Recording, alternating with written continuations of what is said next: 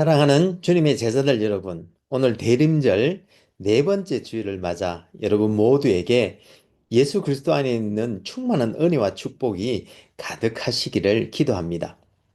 여기 아이와는 이제 12월도 넷째 주로 접어들면서 때때로 영하 10도를 넘나드는 살을 에이는 차가운 바람이 코뜻깃을 세우기도 하지만 그래도 한국의 사만사온처럼 주중에는 주중에 몇 날은 따뜻한 날씨가 그런 주는 그런 평안함을 누린 가운데 저희들은 오늘도 이렇게 주님의 은혜로 예배에 임하고 있습니다. 여러분들이 계시는 위스콘신과 일리노이와 미시간과 뉴욕과 또 한국과 세계 도처에서 이 예배에 함께 하시는 분들이 계시는 곳은 어떤지 모르겠습니다만 모쪼록 하나님의 은혜 안에서 모두 건강하고 행복하시기를 기도합니다. 그럼 오늘 대림절 네 번째 주일날 아침에 하나님의 영광의 예배에 초대받고 함께 하신 여러분 모두를 환영하며 전능하신 하나님 우리 아버지, 우리의 구주가 되시는 예수님, 또 우리의 성화주가 되시는 성령님을 예배하는 자리로 함께 나갔으면 좋겠습니다. 내 계명은 곧 내가 너희를 사랑한 것 같이 너희도 서로 사랑하라 하는 이것이니라. 여호와 하나님께서 예수 그리스도를 통하여 성령 안에서 그의 공의와 사랑으로 온 하늘과 땅을 영원히 통치하시는도다. 하늘의 천군들과 온 땅의 인생들아 하나님 아버지를 찬송할지로다. 우리가 그를 힘입어 살며 기도하며 존재하기 때문임이니라. 같이 기도하심으로 주님 은혜의 보좌 앞으로 나가시겠습니다. 거룩하신 하나님 아버지, 오늘 대림절 네 번째 주일날 아침에 2000여 년 전 주님의 오심을 우리가 기리고 또 다시 오실 주님을 기다리면서 큰 은혜 베푸신 하나님께 감사와 찬송을 올려드립니다. 하나님 아버지, 지금 우리가 성령과 진리로 예배드릴 때에 여기 함께한 모든 주님의 백성들에게 지금 이 시간 영광으로 임하여 주옵시되 아버지의 크신 사랑 안에서 우리 주 예수 그리스도의 은혜와 성령님의 교통교제케 하심이 충만케 하여 주옵시고 저희들이 올려드리는 감사와 찬송과 영광을 하나님 아버지 홀로 받아 주옵소서. 영광의 주님, 우리 주님 예수님 이름으로 기도합니다. 아멘, 아멘.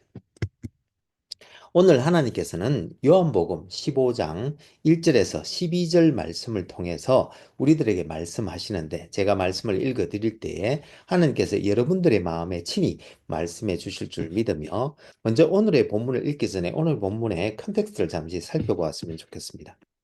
우리는 지난주에 로마서 5장 1절에서 11절 말씀을 통해서 우리는 믿음으로 말미암아 칭의, 즉 의롭다 함을 받고 하나님과 화평을 누리면서 또한 하나님의 영광을 바라보고 즐거워하며 심지어 환난 가운데에도 기뻐할 뿐만 아니라 하나님 안에서 즐거워하는 그런 삶을 산다는 것을 알게 되었습니다. 이번 주 대림절 네 번째 주에는 요한복음 15장 1절에서 12절 말씀을 통해서 우리를 향한 하나님의 사랑에 대해서 한번 묵상해 보고 은혜 나눌 수 있기를 소망합니다. 그럼 오늘 본문인 요한복음 15장 1절에서 12절 말씀을 우리 함께 읽어보도록 하겠습니다. 이것은 하나님의 말씀입니다. 나는 참 포도나무요 내 아버지는 농부라. 무릇 내게 붙어 있어 열매를 맺지 아니하는 가지는 아버지께서 그것을 제거해 버리시고 무릇 열매를 맺는 가지는 더 열매를 맺게 하려 하여 그것을 깨끗하게 하시느니라. 너희는 내가 일러준 말로 이미 깨끗하여졌으니 내 안에 거하라. 나도 너희 안에 거하리라. 가지가 포도나무에 붙어 있지 아니하면 스스로 열매를 맺을 수 없음 같이 너희도 내 안에 있지 아니하면 그러하리라. 나는 포도나무요 너희는 가지라.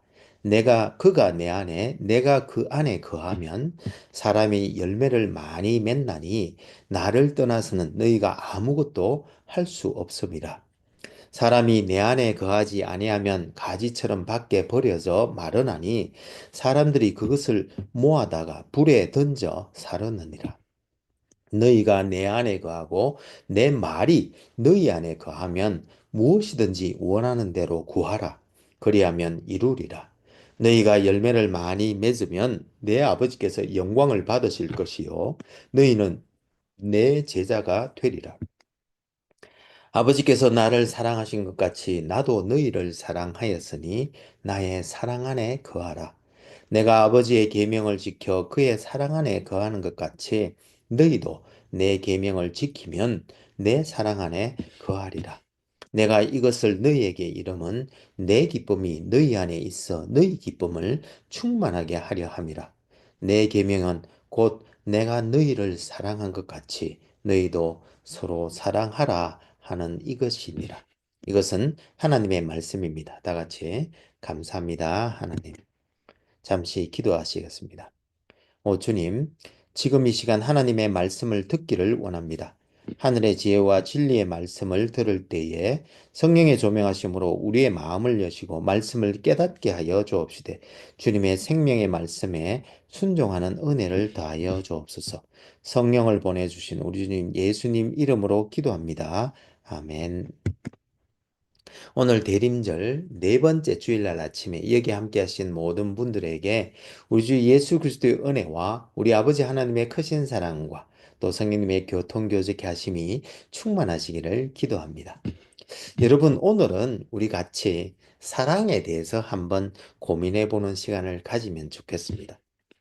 에리 프롬은 그의 책 사랑의 기술에서 말하기를 인간에게 있어 분리는 정녕 모든 불안의 원천인데 인간이 분리된 채 사랑에 의해 다시 결합되지 못하고 있다는 사실의 인식, 이것이 수치심의 원천이며 동시에 이것은 죄책감과 불안의 원천이다라고 하면서 그러므로 인간의 가장 절실한 욕구는 이러한 분리 상태를 극복해서 고독이라는 감옥을 떠나려는 욕구인데 그 고독감을 해소할 수 있는 것이 바로 사랑이라고 말하면서 그는 누군가를 사랑한다는 것은 단순히 강렬한 감정만이 아닌 결의이자 판단이고 또한 약속이다라고 말함으로써 에리 프롬은 사랑의 의지적 측면을 강조했습니다.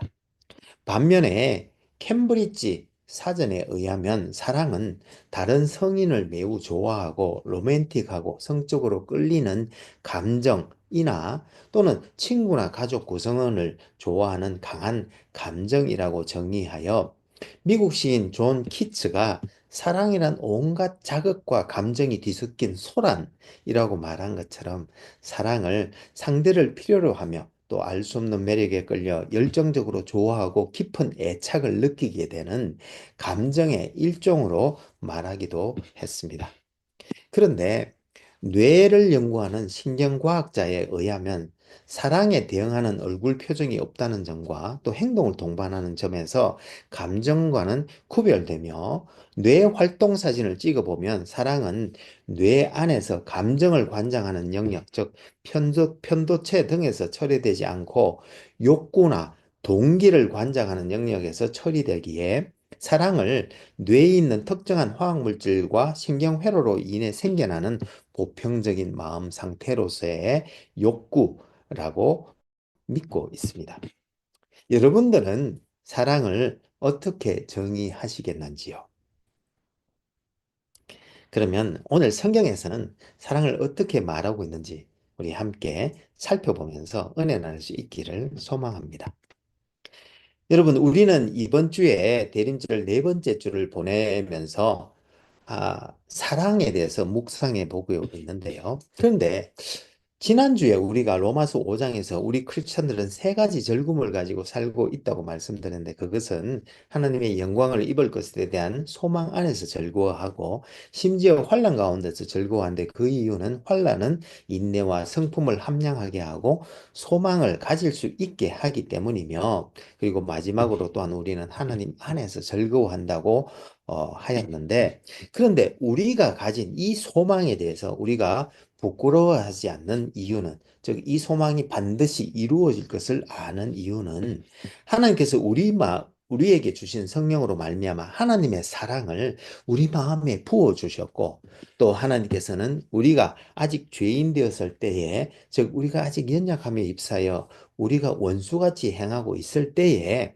하나님께서는 우리를 위하여 자기의 아들을 내어 주심으로 하나님의 사랑을 확정하셨기 때문이라고 어, 말씀하고 있습니다. 그런데 여러분, 왜 하나님은 이런 놀라운 사랑을 베풀어 주셨을까요? 어떻게 이런 놀라운 사랑을 또 베푸실 수 있을까요? 예, 그 이유는 바로 요한 1서 4장 8절 말씀처럼 하나님은 사랑이시기 때문입니다. 세 분 하나님은 완벽한 사랑의 공동체를 구성하고 계시는데, 즉, 성부 하나님은 사랑하시는 분으로, 또 성자 하나님은 사랑을 받으시는 분으로, 그리고 성령 하나님은 사랑 그 자체이신 분으로서 이 세 분 하나님의 존재의 깊은 신비 속에는 친밀한 관계와 교제, 그리고 사랑의 공동체, 즉, 완벽한 사랑의 서클을 형성하고 계시기에 이 사랑의 서클로부터 실은 무궁한 사랑이 흘러 나오기 때문입니다. 이렇게 완벽한 사랑의 공동체를 구성하고 계신 하나님의 사랑을 신약 성경에서는 헬라어로 아가페라고 말하고 있는데요. 원래 헬라어에는 사랑을 표현하는 단어가 네 가지, 즉 스톨게, 필레오, 에로스, 아가페가 있습니다. 여기서 스톨게라는 단어는 부모가 자녀에 대해 자연스럽게 느끼는 그러한 감정이나 또 형제자매와 부모에 대한 자녀의 감정 또는 남편과 아내를 하나로 묶는 유대감을 의미하며 그리고 친구와 동포에 대한 동정심도 포함해서 나타내는 단어입니다. 그리고 필레오라는 단어는 우정 또는 우애를 말하는데 엄밀히 말하면 우정은 호혜성, 즉 서로 상방 간에 모두 필요로 하는 그런 호혜성을 바탕으로 하며 규정된 집단들, 사람들, 내 집단의 사람들 내에서만 그리고 무엇보다도 같은 지위에 있는 사람들 사이에 일어나는 사랑이라고 볼 수 있겠습니다.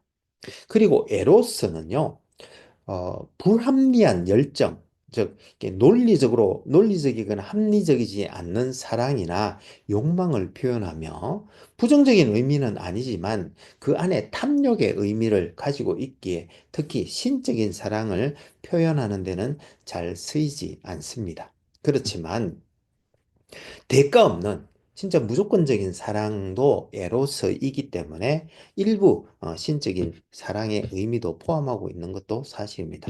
반면에 아가페라는 단어는 가치에 대한 인식과 판단을 바탕으로 하는 가장 합리적인 종류의 사랑으로 아가페는 베드로전서 2장 17절 말씀처럼 그래서 깊은 존경을 담은 사랑인데 그래서 이 사랑은 종종 감탄을 동반 안 하고 상대에 대한 흠숭을 일으켜 그에 따른 적절한 말과 행동으로 표현되는 경향이 있는 그런 사랑을 일컫고 있습니다. 따라서 마음속에 숨겨져 있을 수 있는 다른 사랑들과는 달리 이 아가페 사랑을 자신을 나타내고 사랑의 증거를 제공하는 바, 그래서 신약에서는 아가페를 사랑의 표현이란 말로 번역할 때도 있습니다. 그리고 이 아가페는 일반적으로 문학 작품에서 끝없는 고통과 재앙을 가져오는 에로스와는 달리 만족을 동반하는 것으로 표현하는데 그래서 아가페의 동사형 아가파오는 행복하고 만족하다라는 의미도 있는 것입니다. 그러나 기독교에서는 아가페가 로마서 5장 5절 말씀처럼 하늘로부터 오는 하나님의 사랑을 의미하기 때문에 그것은 기쁨이 될 것이며 또한 축복의 맛보기가 될 수 있다고 말하고 있는 것입니다. 이와 같이 하나님의 사랑을 나타내는 가장 일반적인 헬라어인 아가페의 사랑은 그가 사랑하시는 사람들을 존귀히 여기고 또 그들에 대한 감탄을 동반하는 놀라운 하나님의 사랑임을 알 수 있는데 그런데 이 하나님의 사랑이 이렇게 이성적이고 합리적인 사랑만이라고 말할 수는 없는 것 같습니다. 무슨 말인가 하면 스바냐 3장 17절 말씀에 보면 너의 하나님 여호와가 너의 가운데에 계시니 그는 구원을 베푸실 전능자이시라.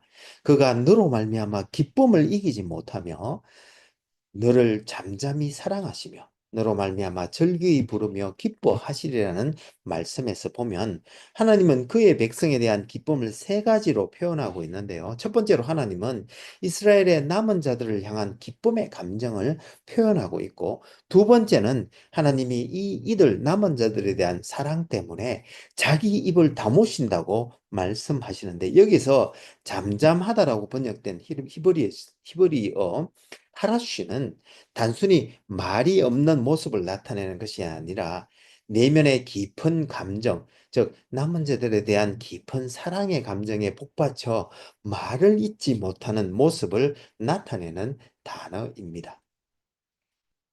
그리고 마지막으로 이제 그 감정이 터져 나오면서 소리를 지르며 남은 자들에 대한 형용할 수 없는 기쁨을 표출하시는데, 이를 개역 개정에서는 즐거이 부르며 기뻐하시리라 라고 번역하고 있는 바, 이와 같이 하나님의 사랑은 깊은 감정적 사랑도 포함하고 있음을 알 수 있습니다. 그리고 또 요한복음 13장 1절 말씀에 보면, 유월절 전에 예수께서 자기가 세상을 떠나 아버지께로 돌아가실 때가 이런 것을 아시고 세상에 있는 자기 사람들을 사랑하시되 끝까지 사랑하시리라는 말씀을 보면, 예수님의 사랑, 즉 하나님의 아들의 사랑 혹은 하나님의 사랑은 그의 제자들의 불완전함이나 심지어 배신을 넘어서 끝까지 사랑하시는 의지적 사랑임을 우리는 또한 알 수 있습니다. 그런데 여러분, 하나님께서는 이 하나님의 사랑 안에서 인간을 창조하셨습니다. 또 인간을 하나님의 형상으로 만드실 때 그 하나님의 형상의 중심에 바로 이러한 놀라운 하나님의 사랑을 심어 주셨습니다. 무슨 말인가 하면, 여러분, 성경의 첫 장에서는 하나님께서 온 세상을 창조하신 이야기가 나오는데, 하나님께서 인간이 살기에 적합한 우주와 환경을 먼저 창조하신 후에 마지막에 인간을 창조하셨는데, 그는 인간, 즉 남자와 여자를 하나님의 형상대로 창조하셨다고 말씀하고 있습니다. 그런데 이 하나님의 형상에는 실은 구조성과 기능성, 양면을 모두 포함하고 있는데요. 이 두 가지 측면을 묘사하기 위해서 다음과 같이 신학자들은 다양한 용어들을 사용하였습니다.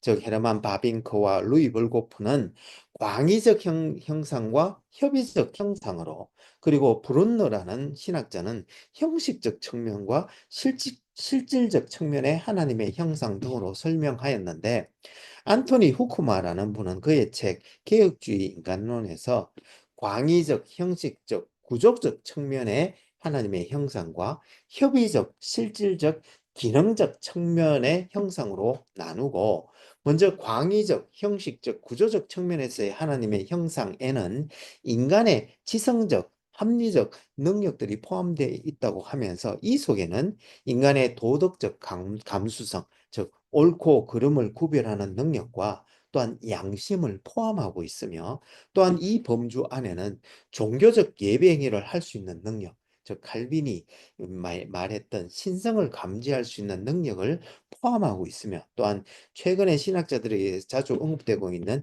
인간의 책임감을 포함시킬 수 있을 것이라고 하면서, 하나님과 동료 인간을 향하여 반응할 수 있는 능력과 이러한 반응의 행위에 대하여 책임을 질 수 있는 능력을 광의적 의미의 하나님의 형상 속에 포함시키기도 했습니다. 그 외에도 인간의 의지적 능력들, 즉 결정할 수 있는 능력들과 그 밖에도 인간만이 갖고 있는 심미적 감각도 포함한다고 하였는데, 요약해서 말하면 넓은 의미에서, 즉 광의적 의미에서의 혹은 구조적 측면에서의 하나님의 형상은 인간이 맺고 있는 다양한 관계성과 소명들 속에서 인간으로서 마땅히 행해야 할 것들을 행하도록 하는, 즉 기능하게 하도록 하는 인간에게 부여된 모든 은사들과 재능들을 말한다고 볼 수 있겠습니다. 그리고 그는 이어서 협의적, 실질적, 기능적 측면에서의 하나님의 형상을 전통적으로 개혁주의 신학자들이 말한 골로새서 3장 10절과 에베소서 4장 24절 말씀을 근거로 한 참된 지식과 의와 거룩성을 그 속에 시키며 벌크아워는 이를 구체적으로 보여줄 수 있는 성화로 묘사하기도 하였습니다. 그리고 또 이 기능적 측면의 하나님의 형상은 사람이 하나님께 바른 응답을 하여 사람이 하나님과 이웃들과의 올바른 관계, 즉 사랑으로 살아가도록 하는 것을 말하는데, 이와 같이 협의적 의미의 하나님의 형상은 인간을 향하신 하나님의 뜻과 조화를 이루어 작동하는 인간의 올바른 기능성을 의미한다고 말하고 있는데, 그런데 이와 같은 하나님의 형상의 가장 중심부에 있는 것은 무엇일까요? 예, 그것은 아마도 그리스도의 삶의 중심부에 있었던 것일 텐데, 그것은 바로 하나님을 향한 사랑과 또한 사람을 향한 사랑이라고 볼 수 있겠습니다. 즉 하나님을 빼어 닮은 형상이신 그리스도의 하나님의 형상의 심장에는 바로 사랑이 있었으며, 그래서 우리는 그의 삶을 통해서 그 누구도 그리스도만큼 사랑해 본 이가 없는 그런 사랑을 발견할 수 있는 것입니다. 그래서 이런 하나님의 형상을 가진 인간에게 하나님께서는 하나님을 사랑하고 이웃을 사랑하라는 십계명을 주신 것이고, 또한 예수님께서도 서로 사랑하라는 새 계명을 주신 것인데, 이렇게 사랑의 계명을 주신 이유는 바로 사랑하는 것이야말로 사랑이신 하나님께서 만드신 인간의 존재 이유이자 동시에 인간의 자연스러운 존재 양식이기 때문인 것입니다. 그렇기 때문에 인간은 심지어 타락한 이후에도 비록 불완전하기는 하지만 서로 사랑하려고 하고, 또한 사랑을 목말라 하며, 심지어 동물들마저도 원초적인 사랑을 보여주는데, 이와 같이 하나님의 사랑은 그의 만드신 인간을 포함한 모든 만물에 스며들어 있는 것입니다. 그러므로 우리 인간, 특히 크리스천들은 중생을 통하여 회복된 본성으로 말미암아 사랑하며 살 수밖에 없는 그런 존재가 되었는데, 그래서 오늘 본문 요한복음 15장 말씀에서는 우리 크리스찬들은 이런 사랑의 열매를 맺어야 하는데, 즉 내면적으로는 성령의 첫 번째 열매가 뭐지요? 예, 사랑이죠. 성령의 첫 번째 열매인 사랑의 열매를 풍성히 맺는 것이거나, 또는 그 사랑으로 세상을 섬기는 사랑의 섬김의 열매를 맺는 것이거나, 또 세상에 그 사랑을 전하는 사랑의 복음의 열매를 맺는 것이거나 간에, 우리 크리스천들은 사랑의 열매를 맺기에 힘써야 하는데, 이런 사랑의 열매를 맺기 위해서 우리는 사랑이신 그리스도 안에 거해야 하며, 또한 하나님의 말씀 안에 거하면서 하나님의 뜻인 사랑 안에서 다른 사람을 위하여 기도해야 하며, 또한 무엇보다도 주님의 말씀처럼 주님의 사랑 안에 거하여야 한다고 말씀하시고 있는데, 그런데 여러분, 여기서 주님의 사랑 안에 거한다라고 하는 말씀은 무슨 말씀일까요?